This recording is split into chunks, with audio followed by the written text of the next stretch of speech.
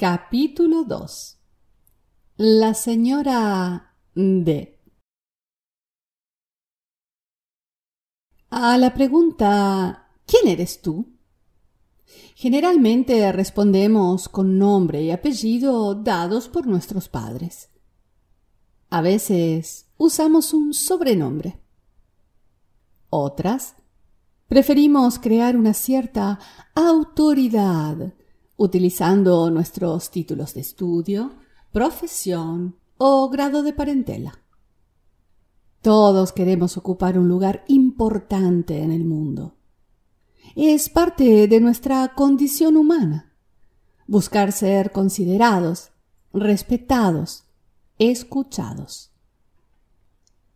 Algunos adoramos que se note cuando entramos en una habitación. Otros, un poco menos. Pero todos apreciamos que nuestra presencia se sienta. Amamos ser mirados a los ojos cuando hablamos, ser abrazados cuando sufrimos.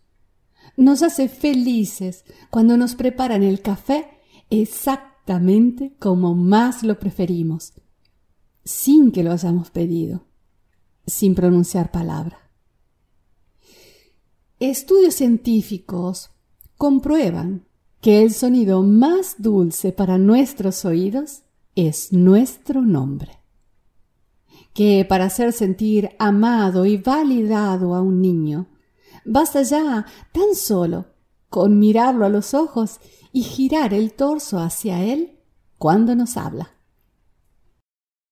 Ella comenta que es irónico, que crecimos con la creencia de que, para dar amor, debamos cumplir misiones monumentales, sacrificarnos al mejor estilo Sísifo.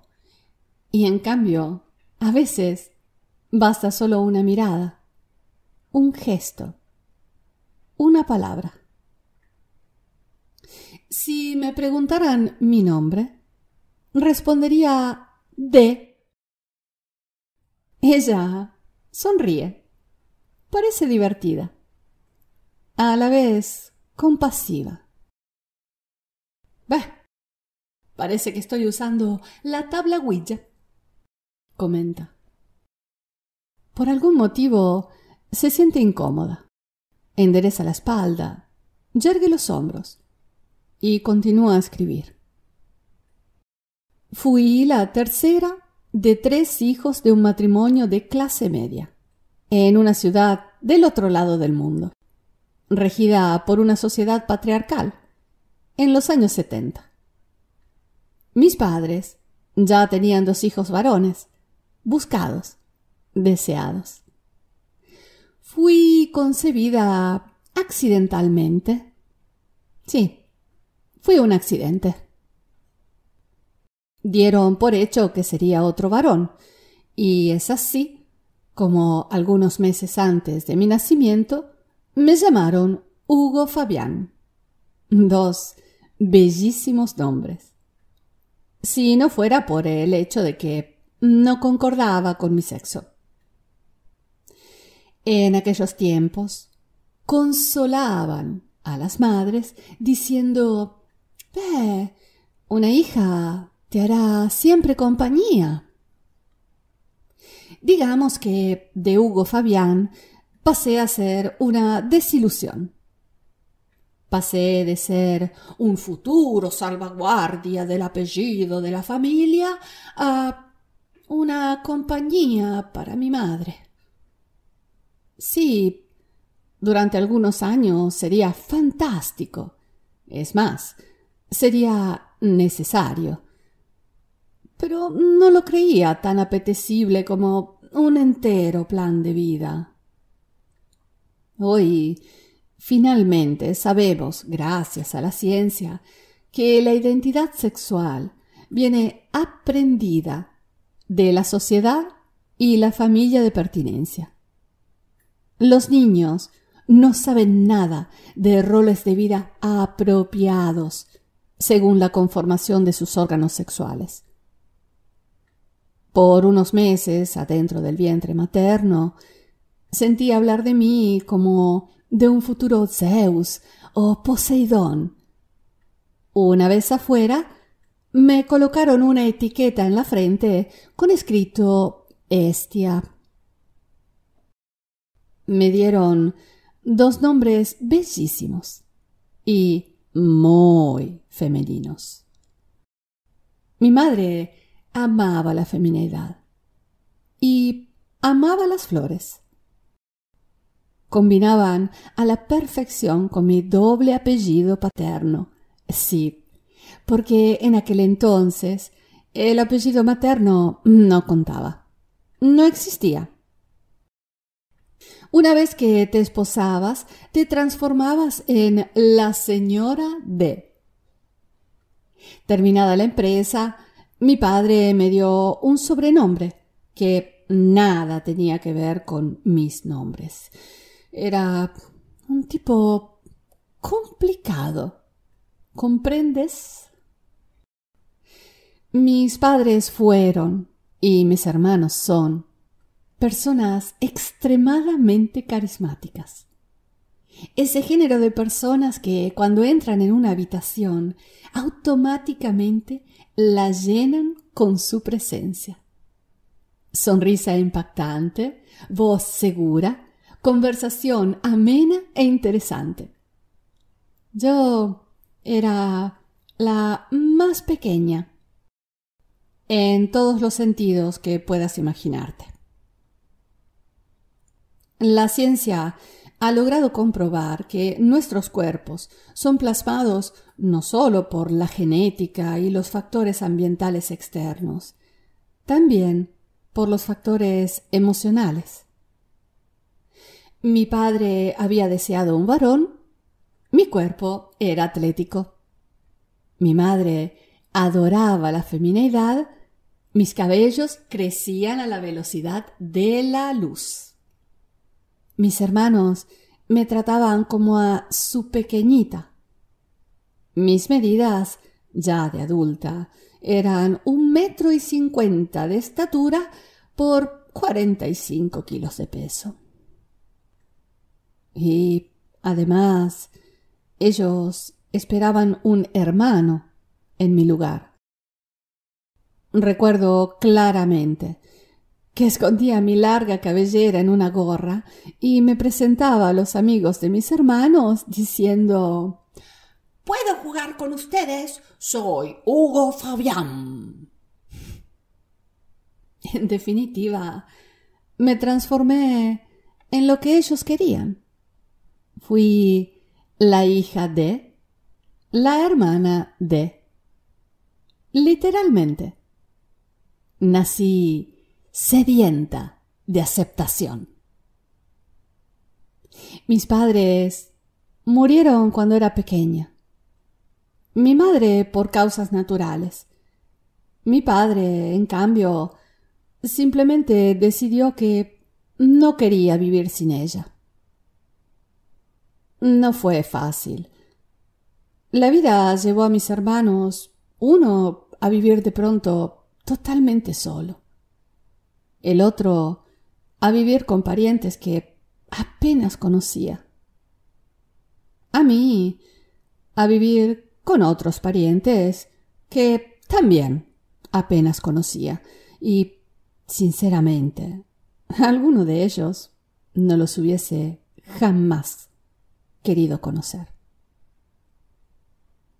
En aquellas épocas no sabía que el no sentirme aceptada, validada, el no sentirme amada, estaba desarrollando en mí, entre otras cosas, una personalidad extremadamente racional y materialista, en el sentido filosófico. El buscar una respuesta a todo, positivo o negativo que fuese, digamos que me tranquilizaba. Me daba una cierta sensación de seguridad. Ocupaba la mayor parte del tiempo en leer a las personas, con el fin de comprender sus expectativas sobre mí. No me expresaba. Simplemente respondía en el modo que consideraba más apropiado. El instinto, por otro lado, estaba tan bien desarrollado que recuerdo claramente el haber previsto situaciones que podríamos bien llamar extrañas. Obviamente no lo decía. No era correcto. No me expresaba. Por ejemplo, la muerte de un familiar muy querido. Yo tenía unos 12 años. No recuerdo bien la fecha. Simplemente un día cualquiera se posó la idea en mi mente. No lograba ignorarla, a pesar de que me esforzaba. Aparentemente estaba sano, pero había notado algo extraño en su mirada. Por momentos era ausente. La idea de su muerte me desesperaba. Unas semanas más tarde, después de haber sido repentinamente hospitalizado de urgencia, cuando los médicos dijeron que sus riñones estaban bloqueados, comencé a recordar una frase que los adultos me repetían constantemente cuando murieron mis padres. Tienes que ser una mujercita fuerte. Resultado, luego de un par de días, cuando nos avisaron de su muerte, no vertí ni una sola lágrima. Y sin el más mínimo esfuerzo, Simplemente no había.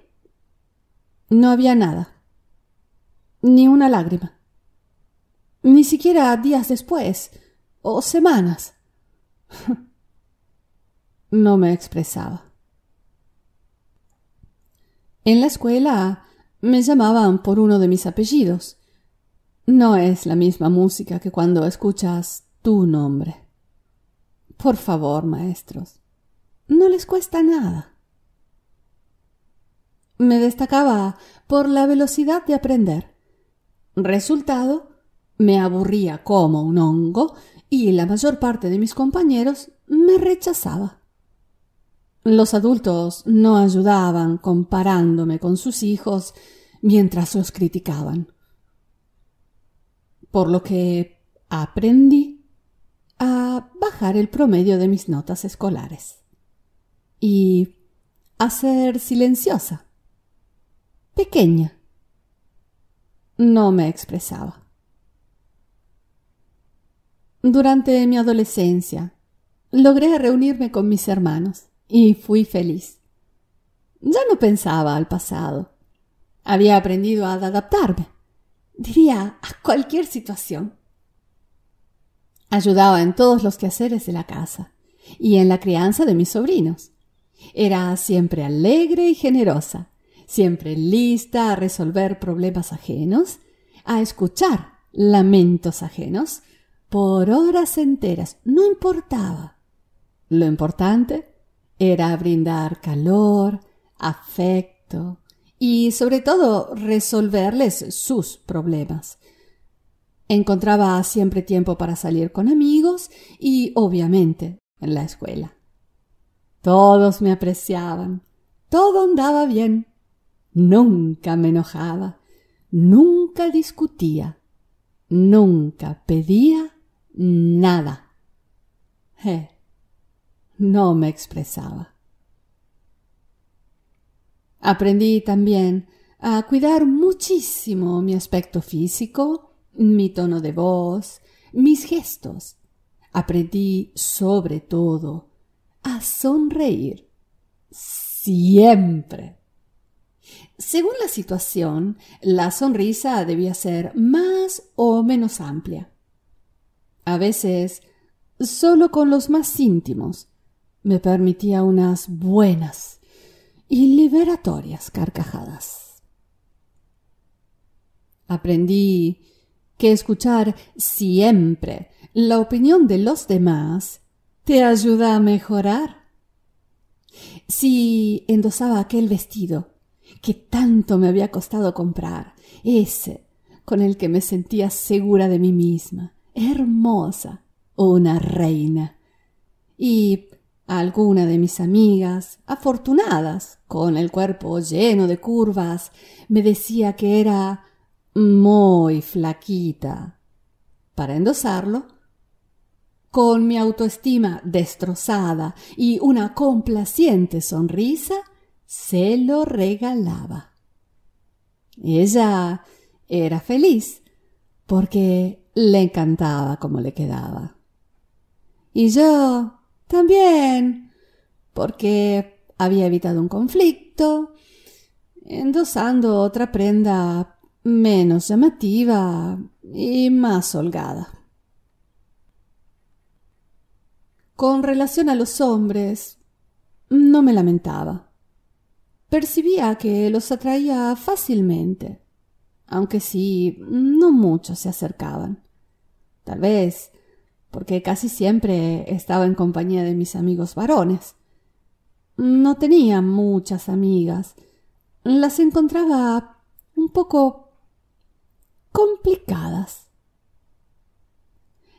Extrañamente, cuando a alguna de ellas le confesaba que me sentía atraída por alguien, sin atreverme a dar señales de mis sentimientos hacia él, la historia culminaba en que mi amiga y él terminaban siendo pareja. Mis amigas solían decir que la causa era que yo era demasiado selectiva, una cerebrona. Al fin y al cabo, no importaba, porque yo era la amiga de, aunque no me expresara.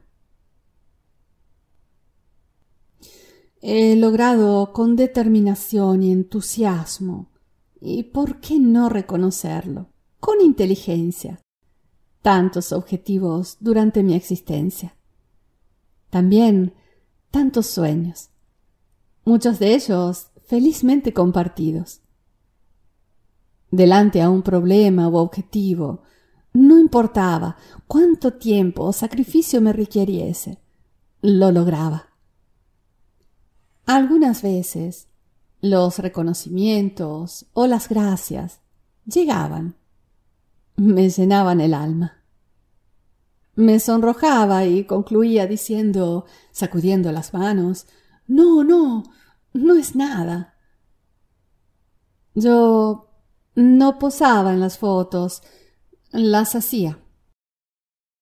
No recibía el premio, aplaudía.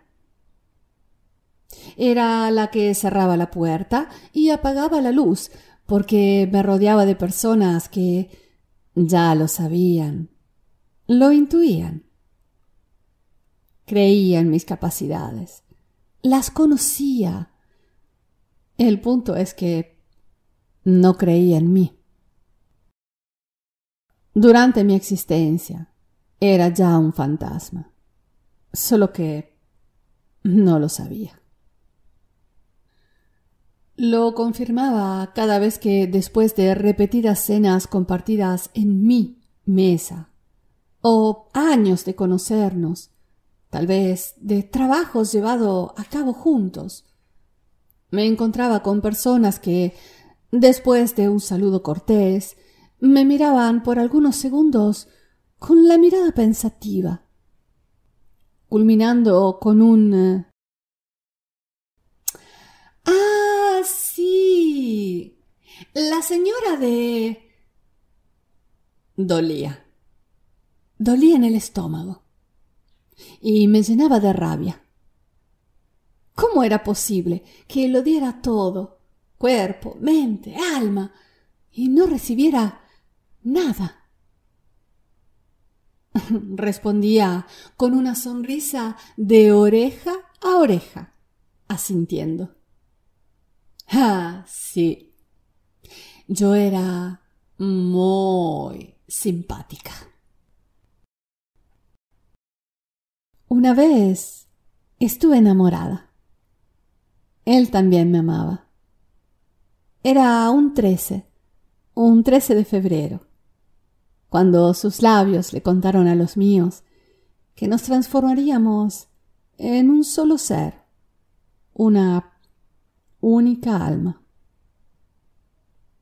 En aquel entonces no conocía el extraordinario y en ocasiones peligroso poder de las palabras.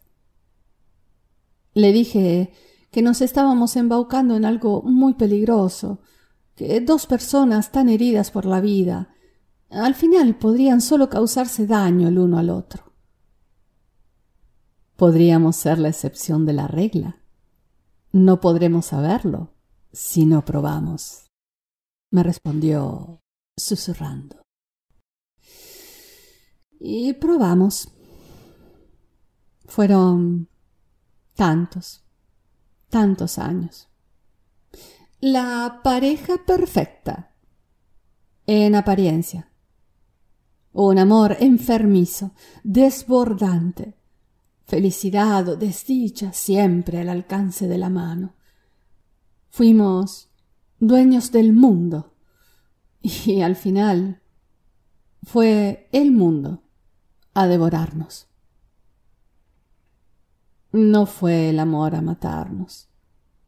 Fueron el apego y el miedo, nuestras heridas emocionales no sanadas. Ellos son el diablo de nuestra existencia, de lo que fuimos. Quedan nuestros hijos, maravillosos, bellos, inteligentes, bondadosos, valientes, resilientes y lastimados por nosotros mismos. Queda también mi pluma preferida, la misma que ella en este preciso momento hace bailar frenéticamente en su mano.